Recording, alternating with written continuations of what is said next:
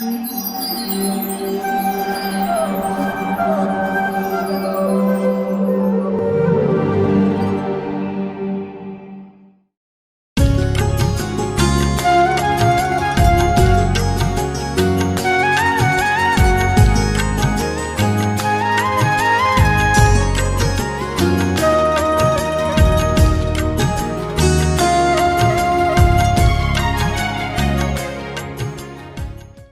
कृष्णा।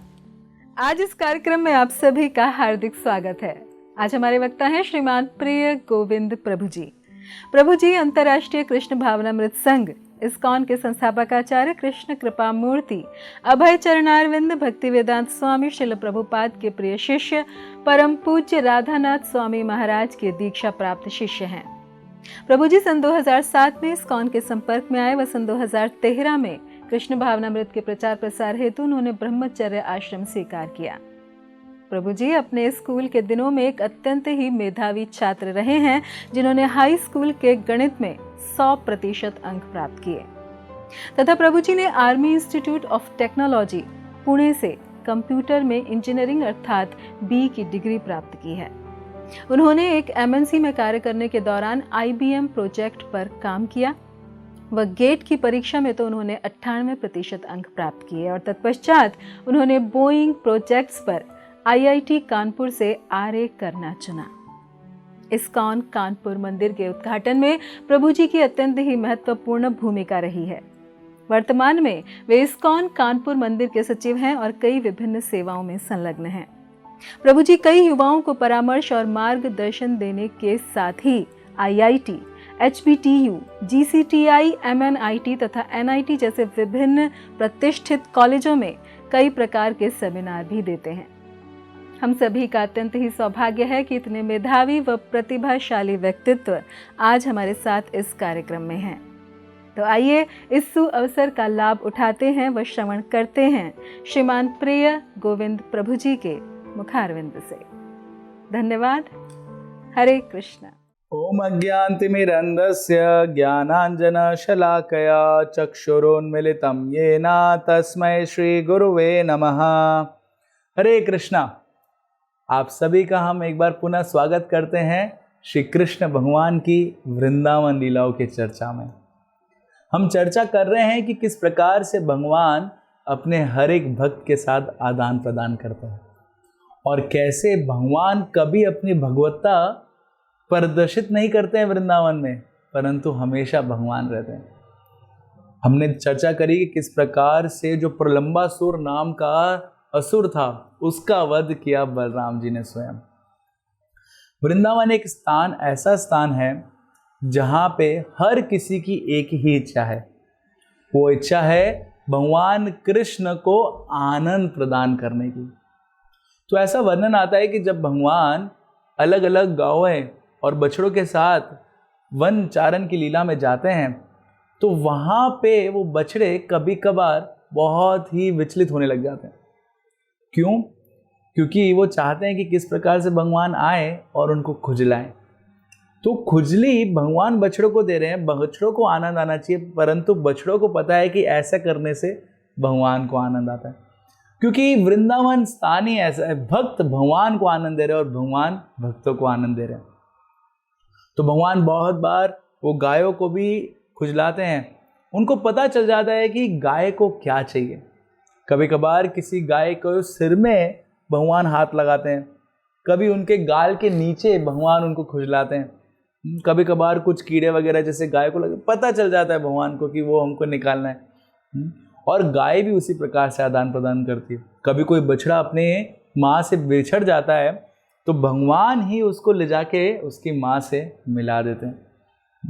और ऐसा वर्णन आता है कि भगवान तो गायों को इतना प्रेम करते हैं, इतना प्रेम करते हैं कि वो गायें जब आती हैं वापस रात को शाम के समय तो वो अपने गौशाला में जाने का मन ही नहीं करती, क्योंकि वो सिर्फ कृष्ण को देखते रहते, कब कृष्ण जाएगा नंद भवन में और फिर हम जाएंगे अपनी गौशाला में।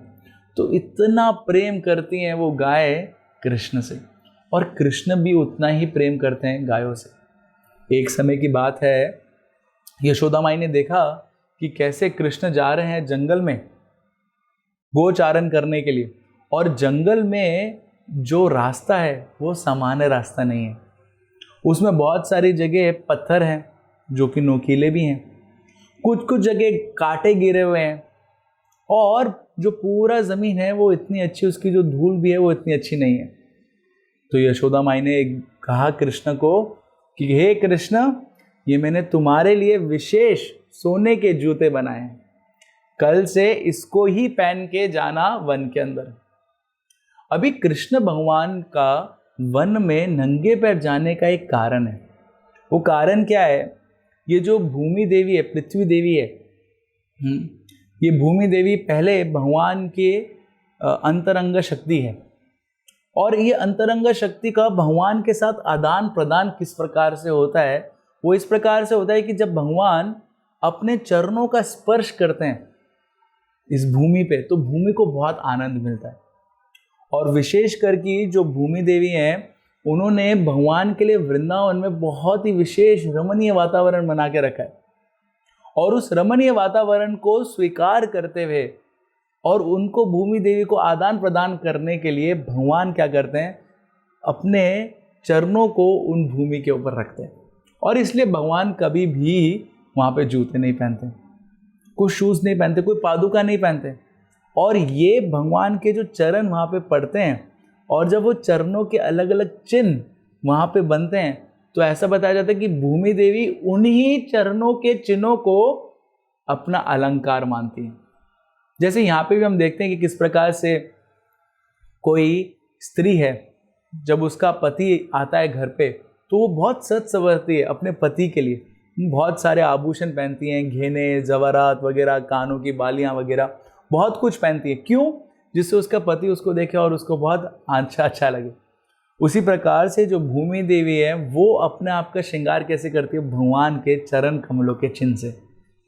और इसलिए जब गायें भगवान के पीछे जाती हैं, और भी गोपा भगवान के पीछे जाते हैं, कोई भी भगवान के चरण कमलों के ऊपर अपना चरण नहीं लगता है, और इसलिए वो नित्य रूप से भगवान के चरण कमलों का चिन्ह वहाँ पे रहता है। तो ये कारणवश भगवान कभी भी पादुका पहन के नहीं जाते थे। परंतु अभी यशोदा माई जो माँ है, उन्होंने ऑर्डर दिया है कि कल से तुमको ये सोने की पादुका पहन के जानी है, क्योंकि जंगल में बहुत सारे कांटे हैं, नोकीले पत्थर हैं। अभी कृष्ण ने सोचा कि कैसे मना करूंगा मैया को, मैया ने तो आदेश दे दिया है ना।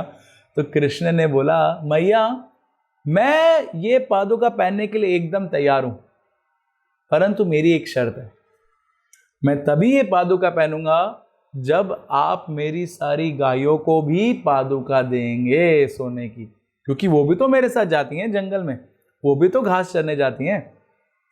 तो यशोदा माई ने सोचा कि अरे ये 9 लाख गाय हैं, अभी 9 लाख गाय, हर एक गाय के 4 पैर, तो 9 गुना 4 कितना हो गया? 36 लाख पादुकाएं चाहिए अगर ये सारी गायों को पहनाना है, और कृष्ण तभी पहनेंगे। तो यशोदा भाई एकदम वो जो प्रपोजल था उनका उन्होंने पीछे ले लिया, और उन्हें लगा कि नहीं ऐसा नहीं करना चाहिए। तो देखिए ये आदान प्रदान है। परंतु ये जब गायों को पता चला कि कृष्ण हमसे इतना प्रेम करते हैं कि हमारे लिए भगवान ने बोला कि क्योंकि इनको पादुका मिलेगी तभी मैं पादुका पहनूंगा, और भगवान हमारे लिए नंगे पैर जाना स्वीकार कर लिया उन्होंने जंगल में, तो निश्चित ही रूप से जंगल में बहुत सारे पत्थर हैं और बहुत सारे कांटे हैं। हालांकि हम देखते हैं कि भगवान को कुछ भी हानि नहीं पहुंच सकती है इनसे, परंतु वो एक माँ का भाव है। यशोदा भी माँ है और गाय भी माँ है। उनका भाव क्या है कि हमारा पुत्र ऐसे ज़मीन पे नहीं चलना चाहिए। तो गायों ने क्या निर्धारित किया कि बस रात के समय सारी गायें गई वृंदावन के जंगलों में, और वहाँ जंगल में जाने का जो भी पूरा रास्ता था, वहाँ पे जाके अपने पैरों के, अपने खुर से उनने खूब तेज प्रहार कर करके जो भी पत्थर थे, जो भी कुछ कांटे वाटे थे, उनको मार मार के एकदम बारीक पाउडर के समान बना दिया। जैसे हम लगाते हैं ना बच्चों को कभी कभार बहुत ही मुलायम पाउडर, वैसा पाउडर बना दिया, जिससे कि जब भगवान जाए तो उनको कुछ भी कष्ट ना हो नंगे पैर तब जाएं। और ऐसा ही हुआ, जब अगले दिन भगवान गए तो देखा कि व्रज की रज एकदम मुलायम हो गई है। आज भी जो भक्त लोग व्रज में परिक्रमा करते हैं, गोवर्धन में परिक्रमा करते हैं, तो आप बिना किसी चप्पल के, बिना किसी शूज के आप वहां पे परिक्रमा कर सकते हैं, क्योंकि वो रज एकदम मुलायम हो गई है। और ये विशेष चीज व्रज में हमको मिलती है। तो व्रज की रज की ये खास बात है, एकदम मुलायम हो चुकी है वो, क्योंकि वहां पे गायों ने जाके अपने खुर से सबको तोड़ दिया, सिर्फ और सिर्फ कृष्ण को आनंद प्रदान करने के लिए। और यही आदान प्रदान भगवान का और भगवान के भक्तों का प्रारंभ रहता है। तो ऐसा वर्णन आता है कि कैसे एक समय की बात है, बहुला वन में, वहां पे अभी उस समय तक उसका बहुला वन नाम नहीं पड़ा था, तो वहां पे एक गाय थी जिसका नाम था बहुला। वो वहां पे गई चरने के लिए, मतलब वो वहां पे चरने के लिए गई, तो वहां पे एक शेर उसको मिल गया और उस शेर ने उस गाय को पूरा घेर लिया और वो गाय को खाने ही वाला था। उतने ही देर में उस गाय ने शेर के सामने अपनी प्रार्थना याचना अर्पण करी। और क्या प्रार्थना याचना अर्पण करी? गाय ने बोला कि शेर, आप मेरे को निश्चित ही रूप से खा लीजिए, परंतु मेरा एक बछड़ा है, अभी अभी मैंने उसको जन्म दिया है, उसको मैं दूध पिला के आती हूँ और फिर आप मेरे को खा लेना। शेर ने सोचा ऐसा तो ही ना होता है, अगर मैं उसको जाने दूंगा ये तो ना आएगी। परंतु वो गाय की मासूमियत इतनी थी, उसके चेहरों में एकदम सच्चाई दिख रही थी, तो शेर ने भी विश्वास कर लिया और बोला ठीक है जाओ, परंतु निश्चित रूप से आ जाना वापस, मैं विश्वास करके तुमको जाने दे रहा हूँ। गाय ने बोला बिल्कुल मैं वापस आ जाऊंगी। और वो गाय गई और उसने अपने बछड़े को दूध पिलाया। तो वो दूध पिला रही थी तो उसकी आंखों से आंसू आ रहे थे। बछड़े ने देखा कि माँ रो रही है, क्यों रो रही है?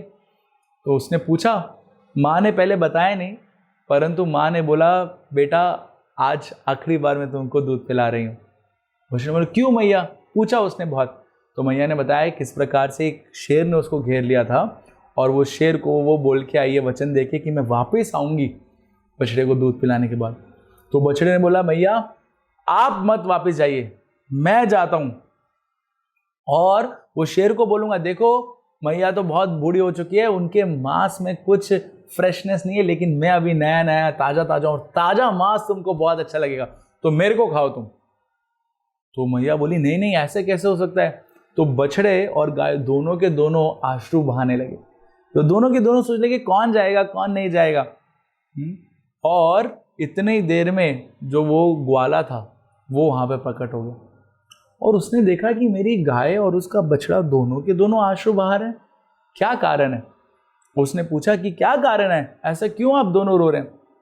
तो हालांकि गाय तो मनुष्य का भाषा नहीं बोल सकती, परंतु उसके हाव भाव से वो ग्वाला समझ गया कि ये गाय जो है ये शेर को वचन दे के आई है कि मैं अपने बछड़े को दूध पिला के वापस तुम्हारा भोजन बनूंगी। और इसके वजह से वो गाय रो रही है और बछड़ा सोच रहा है कि माँ चली जाएगी, तो बछड़ा रो रहा है, वो बोल रहा है माँ आप मत जाइए मैं जाऊंगा। तो ये देख के ग्वाला ने बोला तुम दोनों यहीं रुको और तुम दोनों को जाने की जरूरत नहीं, मैं जाऊंगा। क्यों? क्योंकि शेर को नए बछड़े के मांस से भी ज्यादा अच्छा लगेगा एक मनुष्य का मांस। मनुष्य का मांस उसने कभी नहीं खाया होगा और वो बहुत विशेष लगेगा उसको, और इसलिए मैं जाऊंगा वहां पे। तो तुरंत वो बछड़ा बोलने लगा कि अरे आप तो बूढ़े हो चुके हैं, आपका मांस उसको कैसे अच्छा लगेगा। गाय बोलने लगी आप दोनों को जाने की जरूरत नहीं है, मैं वचन दे के आई हूं, मैं जाऊंगी। ग्वाला बोलने लगा नहीं आप दोनों की रक्षा करना मेरा ही कर्तव्य है, तो मैं आपकी रक्षा करूंगा। देखिए ये है गोरक्षा। गोरक्षा का अर्थ ये नहीं है सिर्फ कि हम गाय को मरने से रोकें, ऐसा अर्थ नहीं है। गोरक्षा का मूल्य अर्थ ये है कि हम गायों को खुश रखें। इसलिए हम देखते हैं कि अधिकतर गौशालाओं में जब गाय दूध देना बंद करती है तो लोग उसको भोजन देना बंद कर देते हैं, परंतु ऐसा नहीं है। हम गाय को इसलिए रक्षा नहीं कर रहे हैं क्योंकि गाय हमको दूध दे रही है, नहीं, हम गाय की इसलिए रक्षा कर रहे हैं क्योंकि गाय कृष्ण को प्रिय है। और हम इसलिए देखते हैं कि कोई भी पूजा अनुष्ठान होता है उसमें गोमूत्र और गाय का जो गोबर है वो उसका प्रयोग होता है उस स्थान को पवित्र करने के लिए। गाय का इतना महत्वपूर्ण भूमिका है हमारी वैदिक संस्कृति में। और हमारे इस्कॉन के संस्थापक आचार्य ऐसी भक्तिवेदांत स्वामी श्रील प्रभुपाद जी बताया करते थे कि कैसे जब हम गाय का दूध पीते हैं तो उससे क्या होता है, हमारे मन की जो मांसपेशियां हैं वो उस प्रकार से विकसित होती हैं कि हम आध्यात्मिक ज्ञान को ग्रहण कर सके। तो ये है गाय और वैदिक सभ्यता, कैसे गाय हमको भगवान के करीब लेके जाती है। और इसलिए आजकल के समाज में गौ माता की रक्षा करना बहुत आवश्यक है। बहुत सारे शास्त्रों में तो यहाँ तक कहा गया है कि गौ माता के शरीर में सारे 33 कोटि देवी देवता निवास करते हैं। और गौ माता जहाँ से गोबर करती है उस स्थान पे तो साक्षात लक्ष्मी जी निवास करती हैं। और हमको भी पता है कि कैसे आजकल बहुत सारे साइंटिफिक रिसर्च में भी बताया गया है कि अगर किसी को ब्लड प्रेशर, स्ट्रेस, डिप्रेशन की बीमारी है, अगर वो गाय के साथ जाके रहता है, गाय के शरीर को सहलाता है, तो ये सारी बीमारियां उसकी दूर हो जाती हैं। ये आजकल साइंस ने भी प्रूफ कर दिया है। तो ये सारा ज्ञान वैदिक संस्कृत में सबको था और यही हम देखते हैं कि सही में गोरक्षा है। गोरक्षा का यही अर्थ है कि कैसे हम गायों को खुश कर सके। और यही था उस ग्वाले का भी हृदय कि कैसे ये गाय अपने बछड़े के साथ रहेगी, बछड़ा अपनी माँ के साथ रहेगा तो ये लोग खुश रहेंगे और मैं जाऊंगा शेर के पास। परंतु गाय ने बोला नहीं, मैं जाऊंगी क्योंकि मैंने वचन दिया है। और ऐसे कह के वो गाय वहां से चली गई। थोड़े समय बाद वो वन में मिली शेर को और शेर के समक्ष प्रस्तुत हो गई और गाय ने कहा कि देखो मैं अपने बछड़े को दूध पिला के आई हूँ, जैसा मैंने वचन तुमको दिया था, और अब तुम मेरे को खा सकते हो। तो शेर ने सोचा अरे ये तो बहुत सत्यवादी निकली गाय, आ गई यहाँ पे तुरंत। जैसे ही शेर ऐसा सोच रहा था उसको खाने के लिए, तुरंत गाय का बछड़ा वहां पर आ गया। उसने बोला आप माँ को छोड़ दो, मेरे को खाओ, मेरा गोश्त एकदम फ्रेश है, आपको अच्छा लगेगा, माँ को छोड़ दो। शेर ने सोचा अरे ये तो 2 in 1 ऑफर आ गया, गाय को मांगा था, बछड़ा भी आ गया, मैं दोनों को खा सकता हूं। इतना देर में शेर ऐसा सोच ही रहा था, वहां पे वो ग्वाला भी आ गया। उसने बोला आप इन दोनों को छोड़ दो, मेरे को खाओ, मनुष्य का मांस आपने कभी नहीं खाया होगा। तब शेर ने ये देखा तीनों को कि कैसे एक दूसरे के लिए जान देने के लिए एकदम तत्पर है। स्टार्टिंग में उसके हृदय में ऐसी भावना है कि मैं इनको खा लूं, परंतु उसका हृदय भी पिघल गया। और शेर बोला कि आपका इतना प्रेम एक दूसरे के प्रति देख के भगवान की कृपा से उसका हृदय जो परिवर्तन हुआ, उसने बोला मैं आपको किसी को नहीं खाऊंगा। और भगवान वहाँ पे प्रकट हुए और भगवान ने शेर को भी आशीर्वाद दिया और बाकी सब लोगों को वहाँ से बचाया। और वो जो गाय थी बहुला, जिसका इतना भाव था अपने आप को सैक्रिफाइस करने का, निछावर करने का, वो भाव देख के भगवान बहुत प्रसन्न हो गए। और भगवान ने बोला हे बहुला, आज से तुम्हारे नाम पे इस वन का नाम मैं रखता हूं और इस वन का नाम रखता हूं बहुला वन। बोलो श्री कृष्ण भगवान की जय।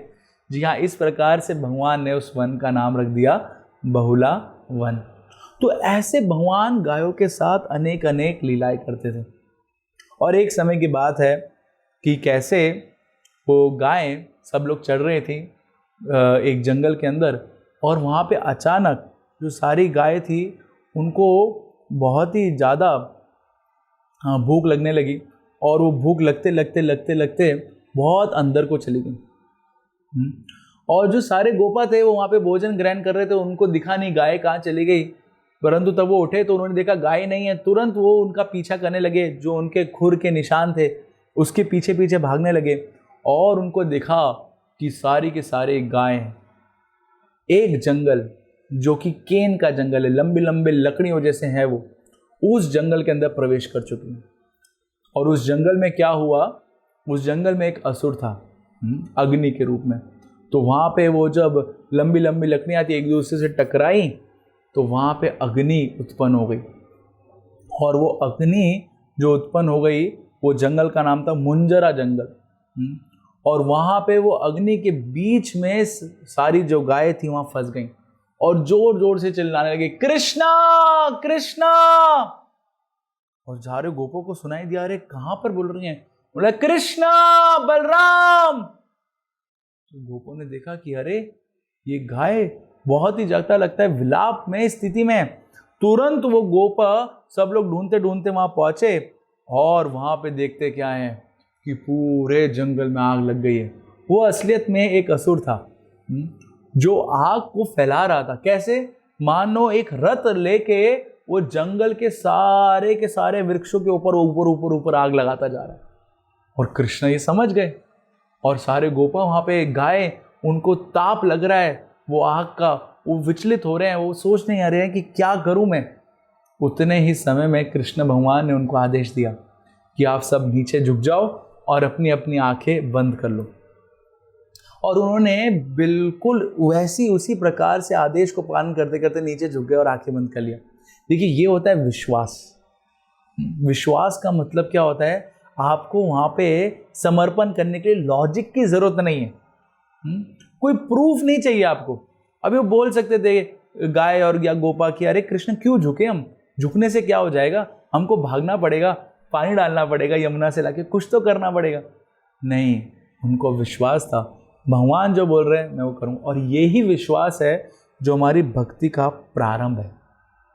ये विश्वास हमारी भक्ति का प्रारंभ है।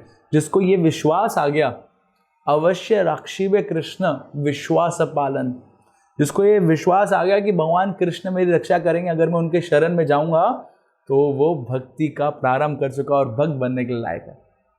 और ऐसे ही क्या, उन्होंने आंखें बंद करी, तुरंत भगवान ने जैसे पहले किया था, इस बार भी सारी की सारे जो वन की वो अग्नि थी, वो असुर था, करके सारी अग्नि निकल ली। और निकलने के बाद सारी अग्नि बुझ गई और उन्होंने, भगवान ने बोला अब आप अपनी अपनी आंखें खोल सकते हैं। और सब ने अपनी अपनी आंखें खोली और खोलने के बाद देखते क्या है कि सब कुछ वहां पे समाप्त हो गया है। और वो सब के सब स्थानांतरित हो गए एक दूसरी जगह जहाँ पे हरे भरे पेड़ है और वहाँ पे बरगद के पेड़ है और वहाँ पे वन है बांडरी का वन, वहाँ पे जाके वो स्थानांतरित हो चुके हैं।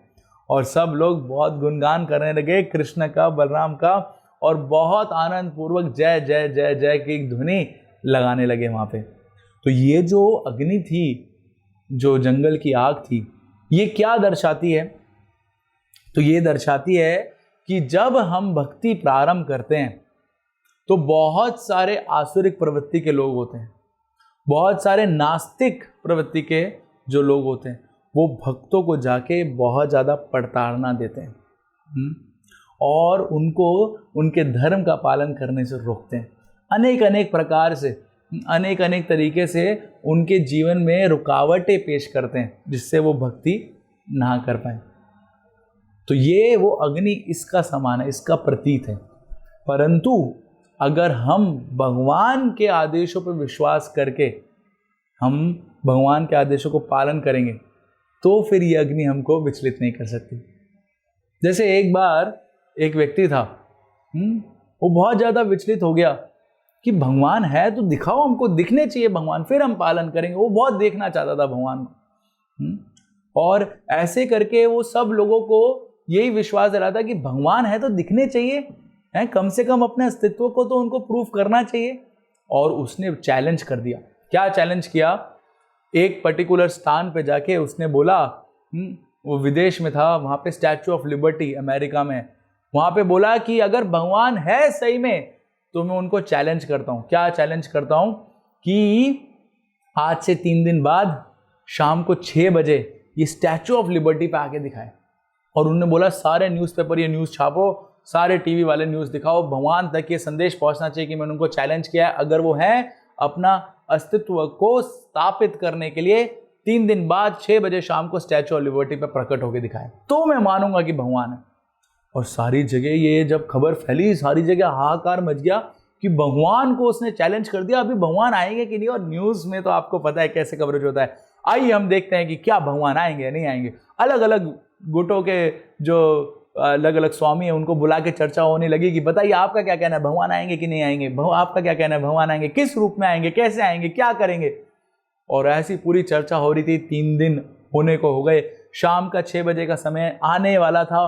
वो व्यक्ति माइक में जोर जोर से चिल्ला रहा था कि भगवान नहीं है, होते तो यहाँ पर आते, भगवान तब तक प्रकट नहीं होते। सारे न्यूज़ चैनल, सारे टीवी रिपोर्टर सब वहाँ पे मौजूद थे और सब सोचने लगे क्या होगा। उस व्यक्ति ने काउंटडाउन किया, 10, 9, 8, 7, 6, 5, 4, 3, 2, 1, 6 बज गए, भगवान नहीं है, मतलब भगवान नहीं है।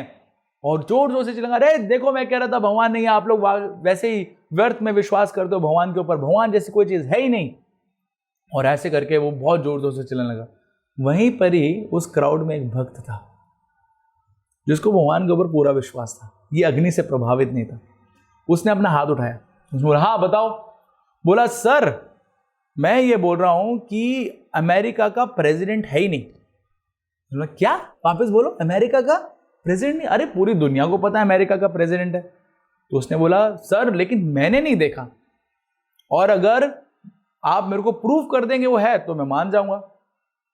और उसने बोला मैं चैलेंज करता हूं अमेरिका के प्रेसिडेंट को, देखो सारे न्यूज़पेपर रिपोर्टर है, सब टीवी वाले, मैं चैलेंज करता हूं अगर अमेरिका का प्रेसिडेंट सही में है तो स्टैच्यू ऑफ लिबर्टी के सामने आके दिखाए 7 बजे। वो सारी जगह हाहाकार मच गया, अरे क्या बोल रहे हैं, अमेरिका का प्रेसिडेंट सबको पता है, यहाँ पे तो ना आएगा 7 बजे। और ये व्यक्ति ने अभी माइक में जोर से बोला, अरे तुम्हारा दिमाग खराब हो गया है, तुम्हारे जैसे ऐरे गहरे नथु गहरे के लिए अमेरिका का प्रेसिडेंट अपना अस्तित्व प्रूव करने के लिए यहां पर आएगा, पागल हो गए हो तुम। तो जैसे उसने ये कहा, वो छोटे से भक्त ने कहा, यही मैं आपको बताने की कोशिश कर रहा हूं सर, आपके जैसे ऐरे गहरे नथु गहरे के लिए पूर्ण पुरुषोत्तम भगवान, जो अमेरिका नहीं पूरे जगत, आध्यात्मिक भौतिक जगत के पूरे नियंत्रण है, प्रेसिडेंट है, सब कुछ है, आपके ऐसे गहरे ऐरे गहरे नथु गहरे को प्रूफ करने के लिए यहां पे प्रकट होंगे, आप पागल हो गए क्या सर?